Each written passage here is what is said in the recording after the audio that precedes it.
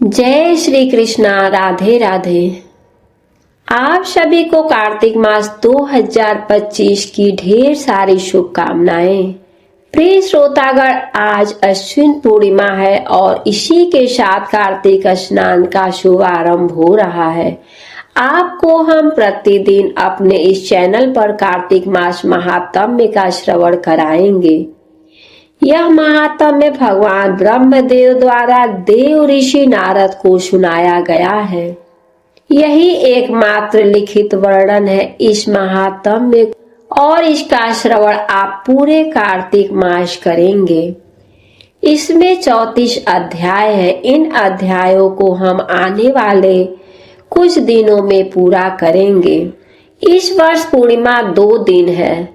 6 तारीख को पूर्णिमा है, क्योंकि रात्रि का जो पर्व है यह विशेष महत्व रखता है, इसलिए 6 तारीख को भी पूर्णिमा है। और क्योंकि पूर्णिमा तिथि उदया तिथि मान के अनुसार भी बहुत महत्वपूर्ण होती है और उदया तिथि मान के अनुसार पूर्णिमा 7 को है, तो 7 को भी पूर्णिमा तिथि ही रहेगी। और एक कम जिसे हम कहते हैं प्रतिपदा, यह 8 तारीख को रहेगी।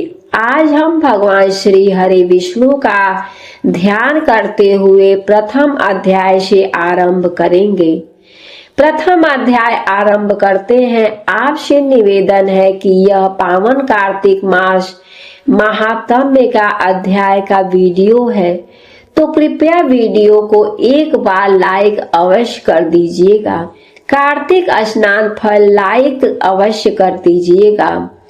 कार्तिक स्नान फल प्राप्त करने के लिए कमेंट बॉक्स में अवश्य लिखिएगा ओम नमो भगवते वासुदेवाय। शांताकारं भुजगशयनं पद्मनाभं सुरेशं विश्वाधारं गगन सदृशं मेघवर्णं शुभांगं लक्ष्मीकान्तं कमलनयनं योगविरध्यानगम्यं वन्दे विष्णु भवभयहरं सर्वलोकैकनाथम्।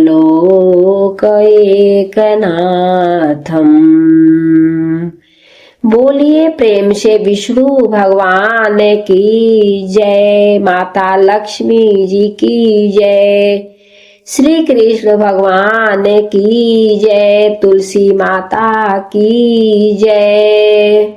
बोलिए प्रथम पूज्य श्री गणेश जी महाराज की जय। बोलिए सरस्वती महारानी की जय। बोलिए गुरुदेव महाराज की जय। सभी देवी देवताओं की जय।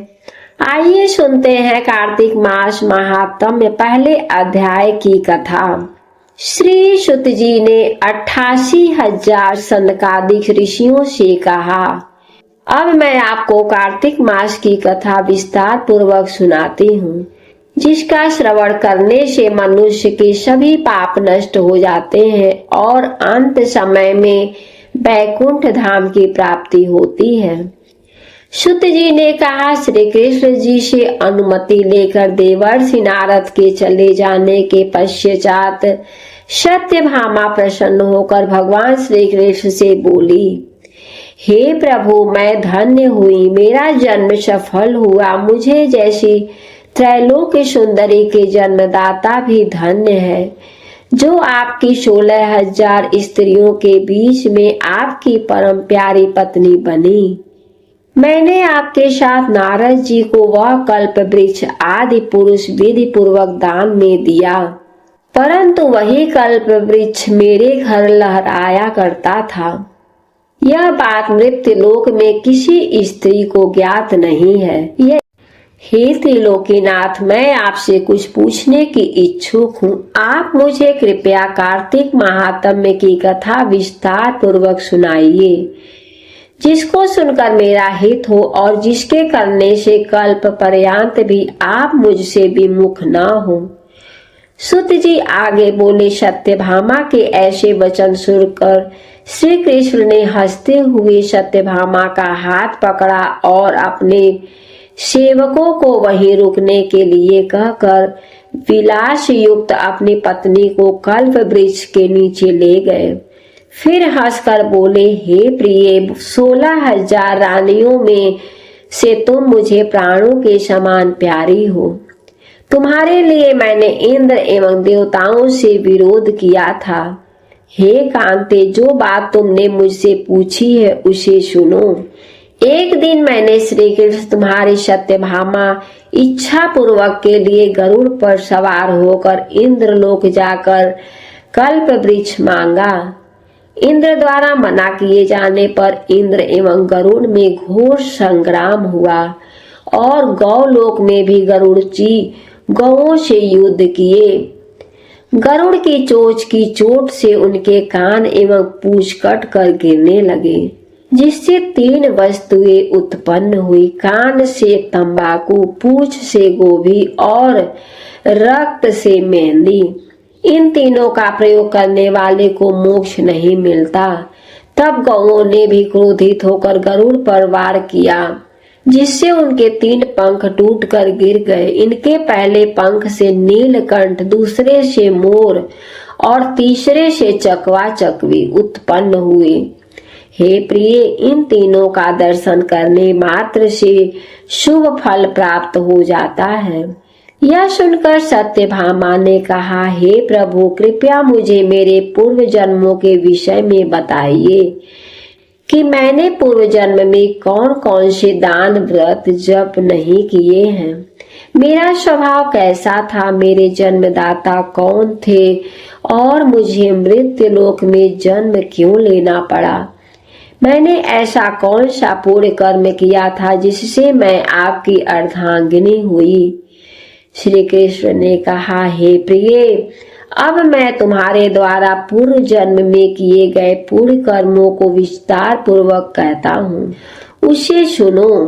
पूर्व समय में सतयुग के अंत में मायापुरी में अन्य गोत्र में वेद वेदांत का ज्ञात देव शर्मा नामक एक ब्राह्मण निवास करता था। वह प्रतिदिन अतिथियों की सेवा, हवन, सूर्य भगवान की पूजन किया करता था। वह सूर्य के समान तेजस्वी था। वृद्धा अवस्था में उसे गुणवती नामक कन्या की प्राप्ति हुई। उस पुत्रहीन ब्राह्मण ने अपनी कन्या का विवाह अपने ही चंद्र नामक शिष्य के साथ करा दिया। वह चंद्र को अपने पुत्र के समान मानता था और चंद्र भी उसे अपने पिता की भांति सम्मान देता था। एक दिन वे दोनों कुश व समिधा लेने के लिए जंगल में गए। जब वे हिमालय की तलहटी में भ्रमण कर रहे थे, तब उन्हें एक राक्षस आता हुआ दिखाई दिया। उस राक्षस को देखकर भय के कारण उनके अंग शिथिल हो गए और वे वहां से भागने में भी असमर्थ हो गए। तब उस काल के समान राक्षस ने उन दोनों को मार डाला। चूंकि वे धर्मात्मा थे, इसलिए मेरे पार्षद उन्हें मेरे बैकुंठ धाम में मेरे पास ले आए। उन दोनों द्वारा आजीवन सूर्य भगवान की पूजा किए जाने के कारण मैं दोनों पर अति प्रसन्न हुआ। गणेश जी, शिव जी, सूर्य व देवी, इन सब की पूजा करने वाले मनुष्य को स्वर्ग की प्राप्ति होती है। मैं एक होता हुआ विकाल और कर्मों के भेद से 5 प्रकार का होता हूँ। जैसे एक देवदंत, पिता, भ्राता आदि नामों से पुकारा जाता है। जब वे दोनों विमान पर आरूढ़ होकर सूर्य के समान तेजस्वी रूपवान चंदन की माला धारण किए हुए मेरे भवन में आए, तो वे दिव्य भोगों को भोगने लगे। इस प्रकार से कार्तिक मास महात्म्य में पहले अध्याय की कथा पूर्ण हुई। अगर आप सब कार्तिक मास महात्म्य में दूसरे अध्याय की कथा सुनना चाहते हो तो हमारे चैनल पर, अगर आप नए हो तो इस चैनल को लाल बटन दबा करके सब्सक्राइब करके साथ में बेल आइकन घंटी को दबा दीजिएगा, ताकि मेरे वीडियो का नोटिफिकेशन आपको समय समय से मिलता रहेगा। वीडियो को लाइक करके शेयर करिएगा। जय श्री कृष्णा, राधे राधे। हमारे वीडियो को देखने के लिए आपको बहुत बहुत धन्यवाद।